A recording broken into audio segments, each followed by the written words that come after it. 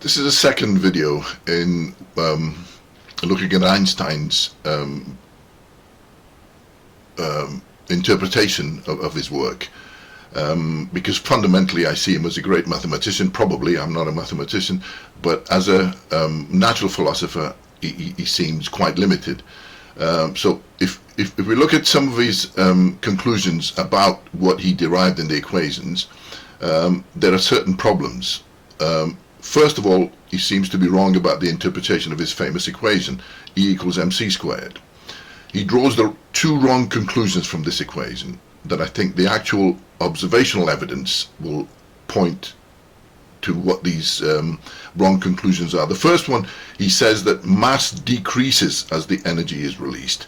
This is fundamentally because when you look at how four hydrogen atoms give one helium atom, there are two electrons that are lost as energy, and the mass of those two is seen as like a lump of coal being burnt and giving us energy. And since electrons don't actually have mass, that's an induced mass, that whole calculation is wrong anyway, as we will see in a minute. But the mass decreases is the wrong conclusion when you look at the reality of what's happening.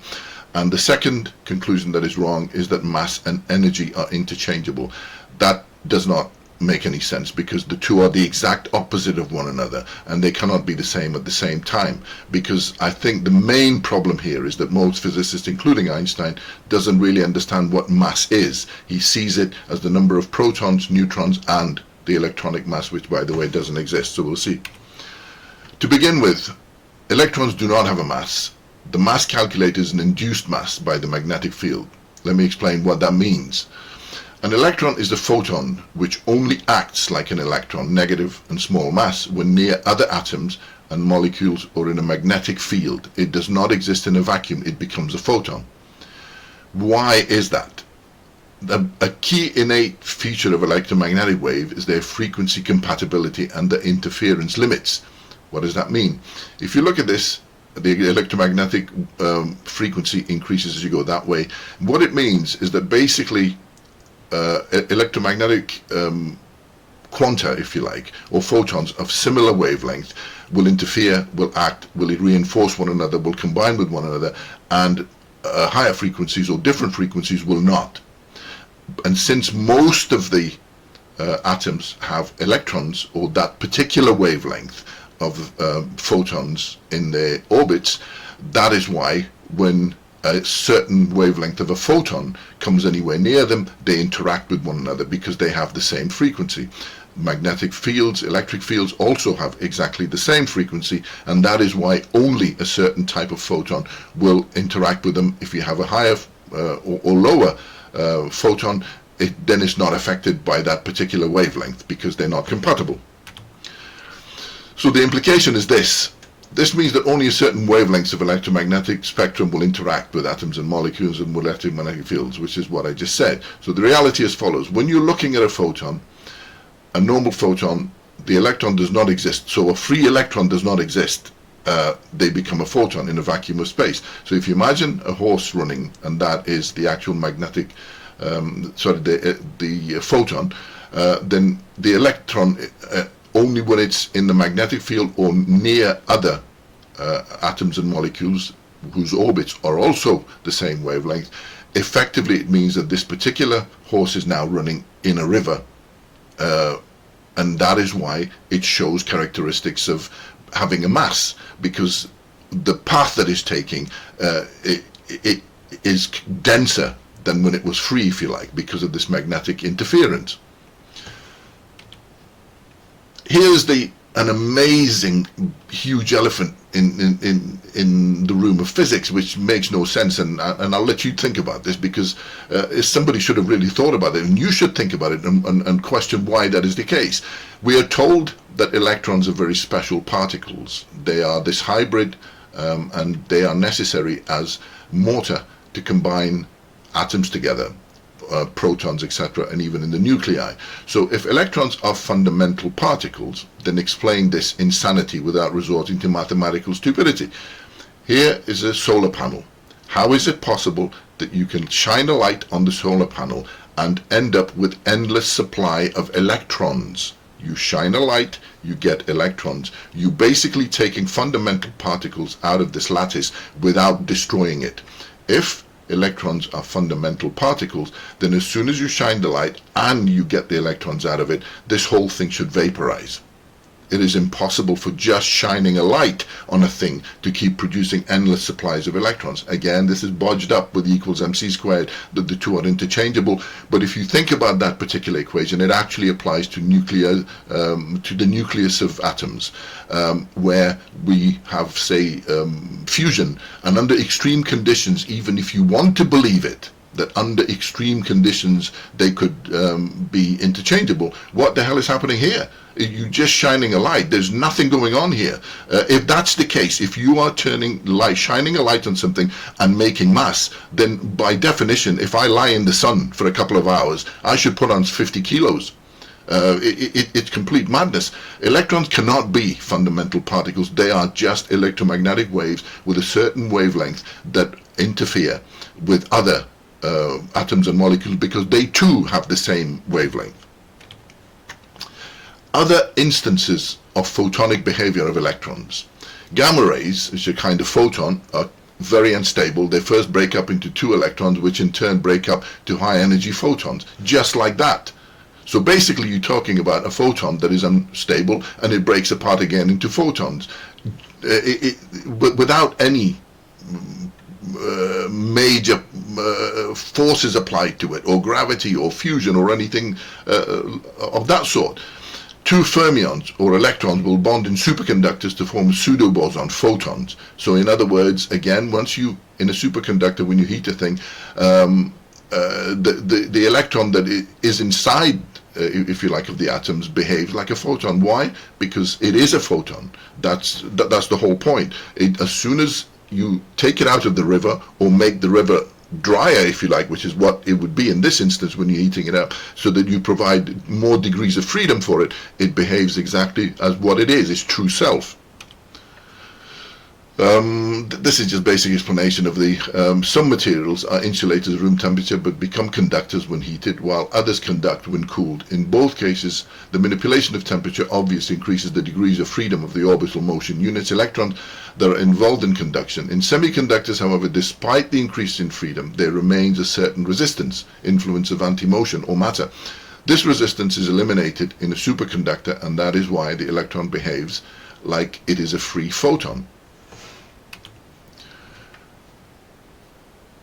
Einstein is wrong about mass being interchangeable, because as you can see, the problem is that Einstein doesn't really, I believe, understand mass, as I've already explained. He actually thinks that it's like a lump of coal, an absolute thing that you burn, and you must burn because we're used to it, it's intuitive, and you get energy. And so he believes that the mass of the electron, which again, as I said, it doesn't exist. That's an induced mass, so it doesn't make sense anyway. But he sees it as something that burns and is destroyed, but that's not true. Why? Here's the observational proof, and then I will explain what mass actually is. No, I'm not that clever, but I know someone who is, and that's Isaac Newton. So if we look at the observations, if you look like Newton would have done, if you look in the skies and you follow the path of evolution of gravity, this is what you would see.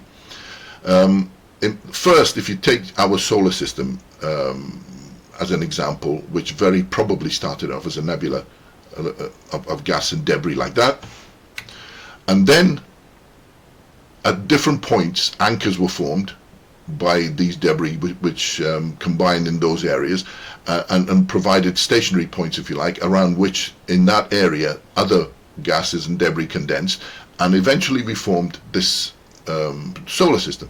There's the sun in the middle of it, and the other planets that we know of.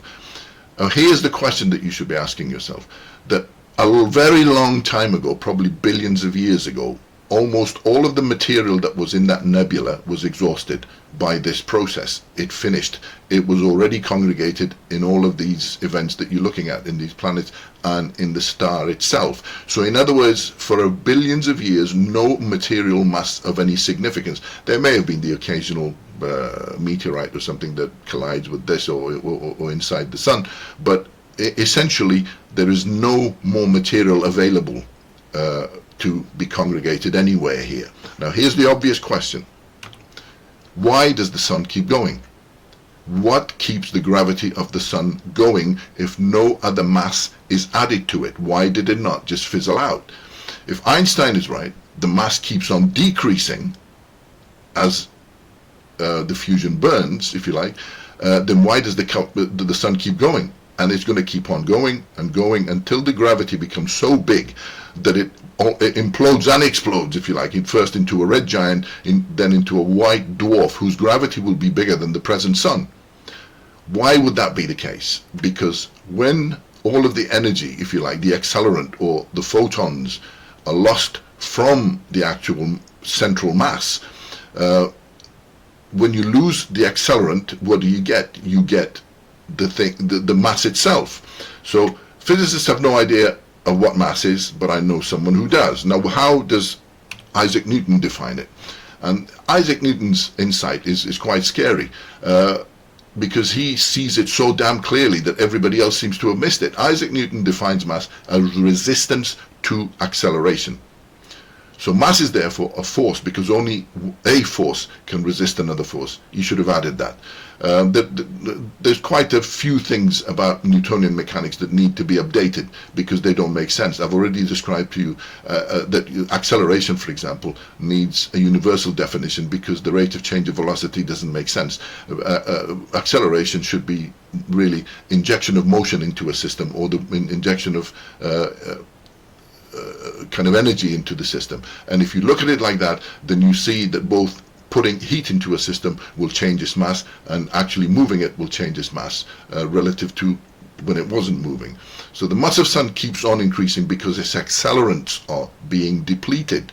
As fusion occurs, more and more of its mass, and in fact it's a hell of a lot because it's going to go on for billions of years, so the ratio of the two will be changed significantly. So the mass in reality, as Isaac Newton defines it, is a ratio of protons and neutrons and the photon content of the event, because electrons are basically photons. So it's the ratio of the two. If one is lost or the other one is added to, then mass changes. So mass increases as the accelerant is lost. That is what you should expect it to be. Look at your car. Look at yourself as you run a marathon. What happens is, as you spend more energy, you become heavier. You feel heavier. You can't move because you've lost the very thing that makes you and enables you to move. And therefore, mass and energy are not interchangeable. That is absurd. The two, because it defies the fundamental law of logic. It and the opposite of it can never be the same. Why? And I've mentioned this in the previous video, and I'll mention it again because I think it's important, is that the terminology matters. When you say electrons and protons, they mean nothing. But if you actually said motion wave, perpetual motion, and anti-motion, that means a hell of a lot more, because that is what they are. An electron or a photon is perpetual motion, the speed of light, c, and it just constantly moves. That is its nature. An anti-motion is the exact opposite of that, because that is what provides it with a spatial stationary point. So basically, photons, electrons are trapped photons, and they are perpetual motion. Protons and neutrons trap these and provide a stationary point for them. It denatures them. It basically completely corrupts them for what they are. It takes away their nature by holding them prisoners. Electrons are just trapped photons. If you can just accept one assumption, that a photon is perpetual motion and it wants to fly in a straight line, then what do you really have? The idea, I believe I can justify it well beyond a reasonable doubt, that what you have here is, if you imagine this boy throwing his harpoon to catch a bird, and he's just caught this bird does not want to be anywhere near it. It doesn't want to be caught, and what is it going to do? It wants to fly as far away from him as possible, but is trapped from this central point with this cord. So what happens? You're just going to get a circular orbit. That's what you should expect it to be. Now, if you look at this thing, what moron, I'm sorry, I don't mean to be rude, but seriously, you've got to question this, because what would you accept if you think about here's a proton, here's an electron, just like the bird there. It keeps going round and round, and not only that, every time you give it a bit of energy, it wants to keep moving away from it. Who believes that those two are mutually attractive? I know this is the muddy boots of of electricity and the charge nonsense that's remained here. This is what mutual attraction looks like. You see it all around you. Why would you accept that is the case? Now, so how do physicists come to justify this? They use an even more crazy idea that makes no sense to try and justify this. And what they say is that they use mathematics, of course, and the argument is the bastardization of the ground state and excited states of electrons. What they say is that electrons that are in excited states must lose energy and keep dropping down nearer and nearer to the proton. So if the mathematics therefore says that more and more energy must be lost by the electron to come closer and closer to the proton, and therefore for it to fall into the proton, it must release infinite amounts of energy. Infinity again, the garbage of infinity again, which is a purely mathematical nonsense, and here is the perfect explanation of its complete mad application. It is unreal, it doesn't exist, and now it's supposed to explain something real by using something unreal, and that's why you can't explain it. And in fact, interestingly enough, if you just bear that in mind, so it must lose an infinite amount of energy before it falls out, then it's immediately contradicted by another observation. And that observation is that, in fact, the electron does really fall almost into the proton. How else do you explain the nucleus of an atom, where the two protons are covalently bonded? Look at how much closer the electron must be to the proton in the nucleus than it is in the orbit. I'll leave it to you to work out the magnitude or the distance, but you can see that no infinite amounts of energy were released for this electron to fall into the nucleus, almost into the proton, if you like. So that explanation is immediately contradicted by the observation.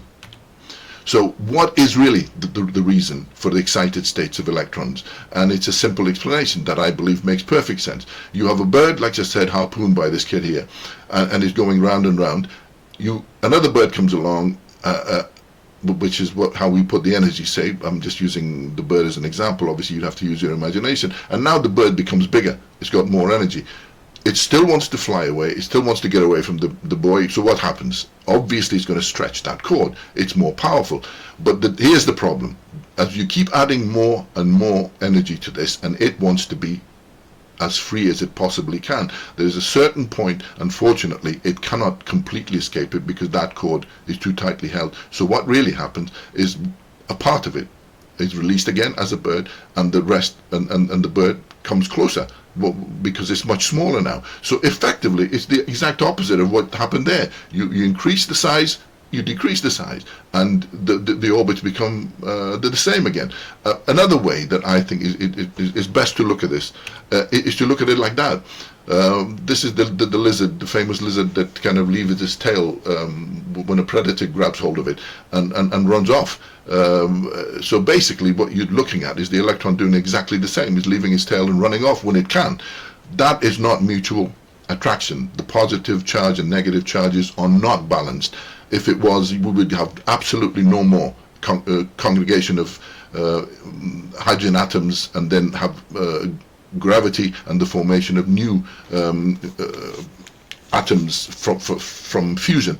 The whole thing is unbalanced. That's the whole point. The charges are not balanced. The hunger of the proton is always greater, and it keeps wanting more and more electrons.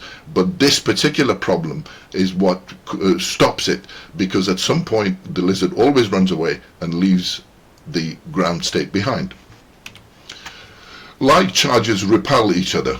We've seen this again before, but it's probably worth reiterating here. That is a nonsense, because the most fundamental reaction in the universe is the formation of the hydrogen atom, which is the preferred state.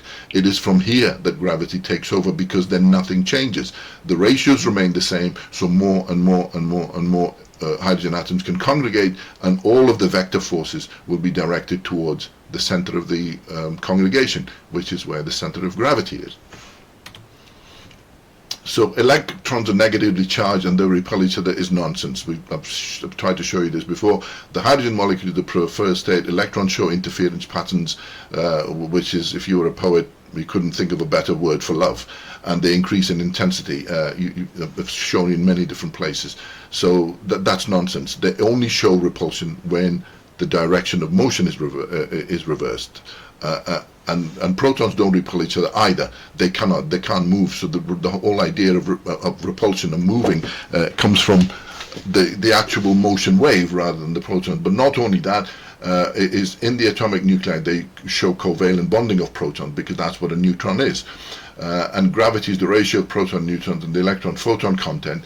Gravity increases as the number of protons increase in the nucleus, and the whole thing becomes just a bigger congregation of hydrogen atoms, which is what I've shown you. So a moon is just a big hydrogen atom. The sun is a bigger hydrogen atom, and relative to one another they have the electron slope, meaning that the planet Earth relative to the sun acts as an electron, because the bigger congregation of protons will try to suck out that electronic content, and it becomes an orbital electron, if you like. But the principle is exactly the same as the hydrogen atom, and that is what you should expect it to be, because they are made of the same thing. Therefore, protons are additive. If you think about it like that, they may not have any affinity for one another. They need glue, but their size grows as the congregation grows. Their reach grows. So, in other words, the distance from the center of a proton to the outer orbit it just simply increases as the more numbers of protons you put in a congregation. So let's recap so that you're completely clear about the charge theory nonsense. Why do we see repelling behavior? There is repelling behavior, but because protons and neutrons do not move, they have to be moved by photons in like a suspension, if you like, inside the energy field or the blob of energy. Then these are anti-motion. They can never move. You have to accept and remain consistent to that commitment that you make, that these are anti-motion. They're the thing that denature motion itself. Electrons, photons show repulsion only if the directions are opposing. So here again, meaningless north and south, some more nonsense that makes no sense. But as you can see here, I've already explained this. If you look at if you think about it, this is actually a live environment. One of the major mistakes is that people seem to think, and physicists think, that a magnetic field is a neutral environment. It is not. It's very much a live environment. The electrons are pouring out at this end like smoke, and because this becomes depleted even more as they come out of here, they bend over and go back. So basically what you have is a vacuum at this end and a smoke producer at this end, so the smoke keeps going round and round, and it's self-propelling motor, if you like, or a pump. So the reason why they repel one another is because look at the direction of the motion. It is the waves of electrons that are opposing one another, and that is why they repel one another. In here they show attraction because look at the direction. That's going that way, this is going that way, and so they combine. Now if you turn this around and look at the south direction, the two positive ends, if you like, it is nothing to do with the proton that you see the repulsion between the two positive or south ends of a magnet. It is still to do with the electron cloud, because the direction of motion will be opposed to one another, and you will get again repulsion showing on the positive side.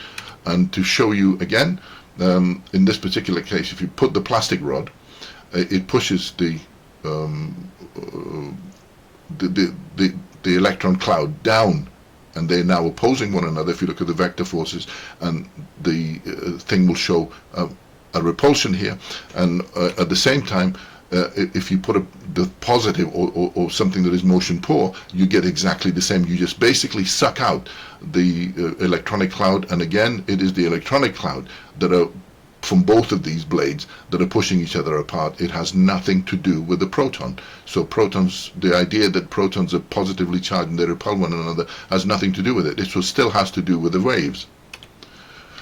So why mass is a relative force? I've already discussed one aspect of it. The permanent loss of photons increased the mass of the event, so therefore it's relative to that. Now look at this simple example, which bodged up by irrational mathematics. Look at ice versus steam, and see if that makes any sense. Here is let's say, a cubic centimeter of ice. Where would you expect it to be? If I put it on the table, it will sit on that table because it has a mass and a weight, right? It is a solid. If we heat that same ice to 100 degrees centigrade, it will turn into steam. And if we put that steam inside I mean, this is just a mental exercise. Inside a balloon, it has negative mass now, relative to the cube of ice, and it will probably lift it up. It will no longer be, that steam is not on the table. It is going to be much lighter, and it will climb up, into the atmosphere. So now it has relatively a negative mass relative to a cube of ice.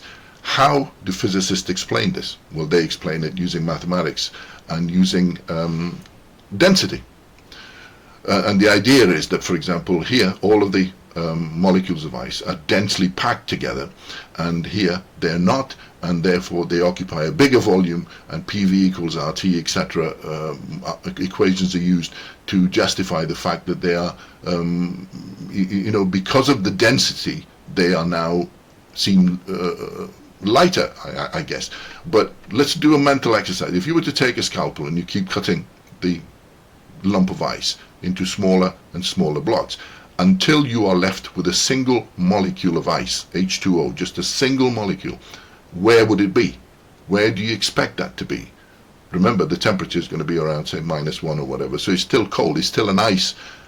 I would expect it to be on that table. I would not expect it to be up in the atmosphere with a negative mass like the water that's been heated to 100 degrees, because that, in order for it to be there, you would have to heat it to 100 degrees. That molecule itself, it has nothing to do with density, so you would have to heat it for it to become, relative to itself in the ice form, a negative mass thing. So you, by injecting energy into the actual molecule itself, its mass changes. That is why mass is relative to the accelerant or the energy content. Because if you think about the argument of density, it is really silly. What it really means is that Billy the goat here weighs more when it is in a herd, i.e. because the density of the things are greater in a herd, than he does when he's on his own. But why? Because Billy should weigh exactly the same, where he's in a herd or when he's on his own. So the reason why he would weigh less is because he has more accelerant.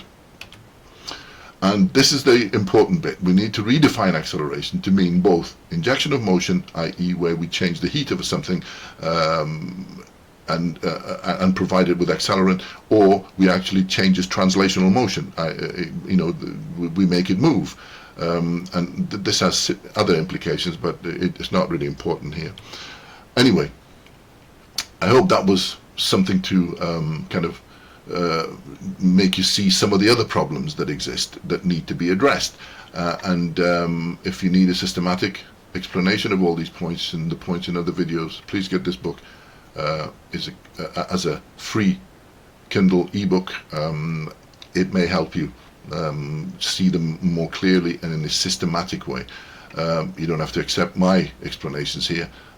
Those are just my observations, but the point is not that I have to come up with the right answer. The problem is that there are problems, and we have to see those problems rather than keep bodging them up. with mathematics that are going at a tangent away from reality. Anyway, thanks.